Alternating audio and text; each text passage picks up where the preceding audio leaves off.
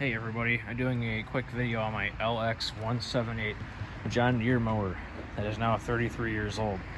I was having a weird issue where the unit was actually starving for gas, and I realized that was the situation when I put on a clear fuel filter, which I highly recommend you do so you can actually see what's going on basically. And it was just like bubbles and stuff and a little bit of trickle of fluid in the bottom, and it was just enough to run it. If you tried to idle it down or run the blades, basically it would just stall like immediately. And the carburetor and fuel pump are definitely doing their job, especially since this was pulling fuel, or at least trying to, and I was able to start and stuff. So if the situation is bad enough, you actually have to start it with starting fluid to try to start pulling fuel through the fuel system, because the fuel pump on here relies on the engine itself, and the engine needs to be spinning fast enough for it to hit high pressure and just pump fast enough.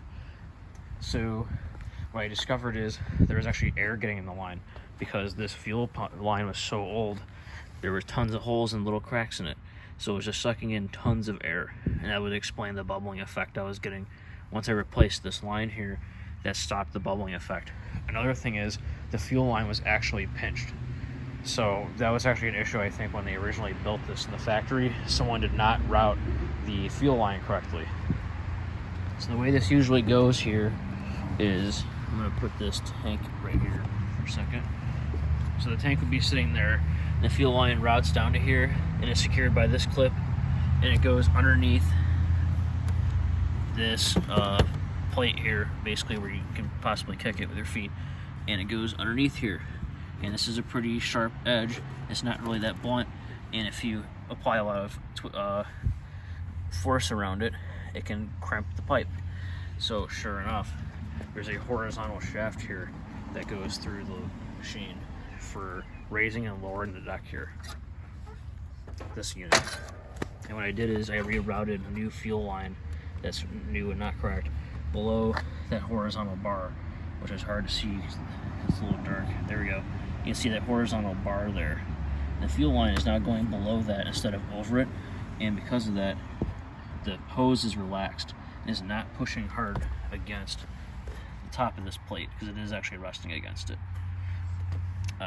So if you can solve the crimping issue and make sure the line doesn't have junk in it, and make sure there's not air getting in the line, then it should be able to pull proper suction. I also put in this fuel shutoff switch. Is an aftermarket thing that was nice, and if that was turned on, so you'll have to verify if you have any of those are turned on. And I highly recommend using these little clips here to make sure that nothing can come loose, and to help make sure there's a constant vacuum seal. Otherwise, if air is getting in, then you're losing a lot of vacuum and pumping power. So that's basically a lot of troubleshooting to do with that. You can also figure out if it's pumping well or not by removing this hose here from the carburetor. So here's our fuel pump. Here is the line coming in to the fuel pump from the fuel tank, and then we have this line here looping going out to the carburetor right here. I have not put the clip back.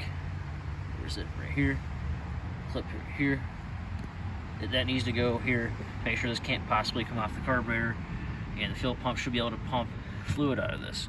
So if you take this line off and you have a little cup somewhere or a bottle like this, you can actually have the pump gas into this if you need to validate that the actual pumping system can do its job.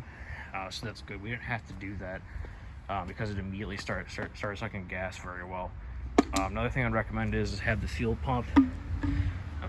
filter lower than the highest point in the line here, where it's coming in from the tank. So that way this can properly fill up with gasoline. If you have it really high, then the fuel will drain back out. As you can see right now, the level is dropping. See how the fuel is just draining right back out? And what will happen is it'll only be able to get half full at most when you're operating it if it's too high up in the air. So if you have it a little bit lower, then this will actually fully fill up with fuel. And the good thing about that is it means you're utilizing the full area of these pleats in here. That's what those little filter ribs are called in here. They're called pleats. There's a ton of them in this one, and that's for low resistance. Because the important thing is, when it starts jamming up with impurities over time, like dirt, you need as many plates operable as possible. So if you have the fuel only going through half of them on the bottom, then the top plates are not doing anything good for you. So you need to have as many operable as possible in terms of what's actually actively having fuel pumped through it. So by having this fully fill up, that's good. So what we'll do is we'll go ahead and start this up, and we'll actually watch it refill with fuel on that little filter there, and it does it relatively quickly.